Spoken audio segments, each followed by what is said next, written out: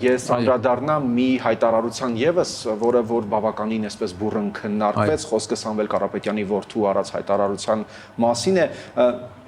ասվեց կոնտեքստից կտրված էր, եղավ պարզաբանում, բայց այդտեղ նշվում էր, չէ, կներեք, ուժեղ Հայաստանում չի լինելու անբավարարվածքին, խնդրեմ ձեր մեկնաբանությունը։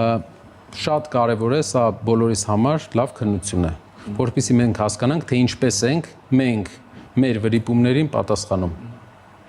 Ես կարծում եմ, որպես ոչ թե քաղաքական process-ներին մասնակից անձ, այլ որպես մեր հասարակության մասնակից, ես կարծում եմ, որ կոնտեքստից անգամ կտրված այդ արտահայտությունը մենք պետք է թույլ չտայինք լիներ, քանի որ դա կարող էր ինտերպրետացնել որպես վիրավորանք մեր հայրենակիցների հասցեին, որը մենք չենք կարող մեզ թույլ տալ ոչ մի դեպքում որպես հասարակական Հայաստանի հասարակական անձնավորություն ոչ մի քաղաքական չեմ ուզում աստարտալ այս ամեն ինչին, այդ իսկ պատճառով մենք պետք է ուշադիր լինենք նաև այս ուղղությամբ եւ թույլ չտանք, որպեսզի անգամ մանիպուլյացիաներով հնարավոր լինի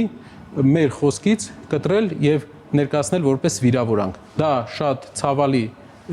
բան էր, բայց կուզենայի ավելացնել, որ մեր վրիպումները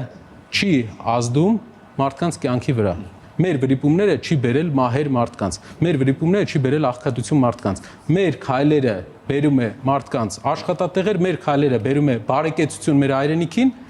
Իհարկե վրիպումներ կլինեն եւ սա քննություն է, թե մենք ինչպես կարձագանքենք եւ ինչ հետեւություններ կանենք։ Այս իշխանության տարբերությունը այն է, որ վրիպումներից հետո նրանք ավելի են խորացնում իրենց այդ ճանապարհը եւ դրանից մենք պետք է սովորենք եւ նույնը չանենք։ Շնորհակալություն։